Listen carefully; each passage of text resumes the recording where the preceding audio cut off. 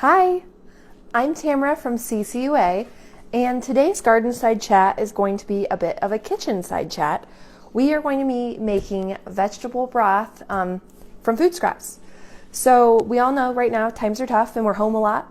So we kind of thought it would be fun to talk about making a delicious, nutritious vegetable broth out of stuff that you would normally just compost.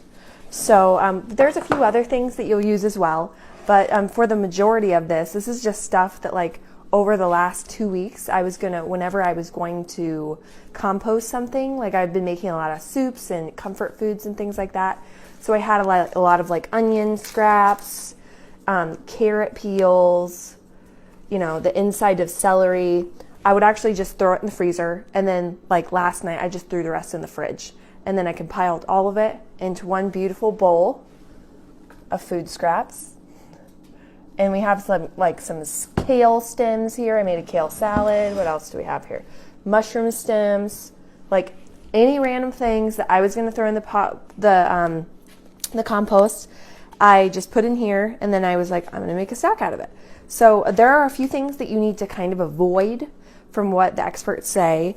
Let's see. So the things you want to kind of avoid are going to be anything that has like a really strong flavor, like Brussels sprouts, cabbage, broccoli, cauliflower, anything with like a really overpowering flavor, because likely your broth is just going to taste like that item. Like we all know what Brussels sprouts taste like when you warm them up in the microwave, or what they smell like. We don't want our broth to smell like that, look like that. I love Brussels sprouts, but just leave them out of this dish. Let's see, what else do you need to know? The other thing you need to know is like I just kind of throw them in the freezer in a bag. I have like those reusable, recyclable bags. You could do a mason jar, like however you want to like keep your food scraps. I basically save them all up until I have a pretty good amount of food scraps, depending on how much broth I want to make. So this is what I have today, is like this whole bowl. This was quite a bit. I have done a lot of like batch cooking lately. So I made a big thing of like sweet potato chili. So there's a bunch of like sweet potato stems and stuff, and some sweet potato peels at the bottom of that. And things like that. So I just kind of like threw them all together. Here's my scraps. So this is the main portion of it.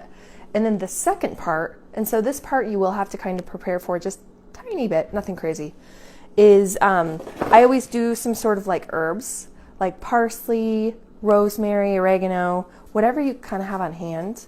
I had some leftover parsley, and then I have a few stalks of rosemary, and then I had a couple bay leaves. Garlic, I like garlic a lot, so I'm putting 5 cloves in here. But if you don't like garlic, you could totally do a couple cloves or just leave it out. I'm using the garlic, and I actually just leaving the peels on there. Like, why be complicated? Because it's all going to get sifted out anyway. And then I did add an additional whole onion and chopped it up. So these are kind of the extra things that like I recommend doing, and a lot of recipe books recommend doing. But if you don't have them, it's fine. It'll be totally fine. It just may not have that robust flavor and color if you don't have like these extra things, but totally fine. It'll still taste good. And then the last thing, and this is kind of like the secret sauce, is doing peppercorns, turmeric, smoked paprika, and then I really like this stuff. I'm going to mispronounce this, so I'm sorry. But Herbes de Providence, I buy it at Trader Joe's, and it is so good. So I have that, a little turmeric, peppercorns, and smoked paprika. Now, here's the thing. You don't have to use any of these, or you can use different things. If you really like onion powder, if you really like whatever, do whatever your heart tells you to do. Like, this is going to be okay. So here's kind of the recipe. I know a lot of people like want really precise instructions, but I'm just not that kind of cook. So I just kind of like wing it, and most of the time it turns out okay. So this is actually me giving like directions for like what I do. So I normally am not this thorough. I normally just kind of throw it all in the pot, put the lid on it, and then everything is fine. So first things first, I put 12 cups of water inside my Instapot, and I'm actually going to do instructions for Instapot, slow cooker, and stovetop. And I'm only going to actually show you the Instapot one just because this is video and I really didn't want you to wait an hour. So I filled my Instapot with 12 cups of water, And then I'm going to pour all of my veggie scraps. And I mean, really, seriously, it's just like pieces like this. Stuff that I would have just composted, like all of the good stuff. We're throwing it right in. See, you got some sweet potatoes at the bottom. Throwing them in. And by the way, I did wash my hands before this video, just to let you all know, because I'm touching everything. Let's see. Pour all those in. And I already had my water in there. Now, normally I would pour my water in over the vegetables, but I didn't want you guys to have to watch me go back and forth with a bunch of water. So we just put it in beforehand. So then I will pour in the extra yummies. Going in. Okay. Then the seasonings. Now, I know a lot of you are wondering, where's the salt?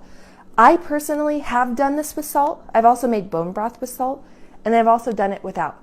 And I actually like doing it without salt, and when I'm cooking with that item, so like later if I'm using this broth to make like a beef stew or something like that, I will put salt in then. I just think it's like, I'd rather taste the salt and like not just cook with it for no reason. Now, if you're making this and you want to just drink this, put salt in it. You can put salt in it anyway. I just don't. So I just wanted anybody who's wondering why'd you leave the salt out to know that I did it on purpose. Okay, so for Instapot, I'll put the lid on there and I'm going to do it at high pressure for 15 minutes. So if you had a crock pot and you want to do this while you're homeschooling the kids or while you're taking a walk or whatever with the dog, I normally do the crock pot for 3 to 4 hours on high. And if you want to do it on low, 6 to 8 hours. And if you're going to do stovetop, I have not done this, but everything I read online said you're going to boil it for 5 minutes, then you're going to turn it down to a simmer and cook it for 1 hour. Now, I personally would never leave the stove, so that's one of those ones where you're probably going to want to be in the vicinity. And maybe right now with us having to be home, maybe that's a good thing. Or maybe you're like, I've got too much to do in the house with kids and stuff to just sit here and watch this for an hour. So it is completely up to you. I think any method is going to turn out the same product. So I'm going to go ahead and crank this thing on 15 minutes. I'm going to shut you off so you don't have to watch all of this, and then we're going to come back after. Thanks so much.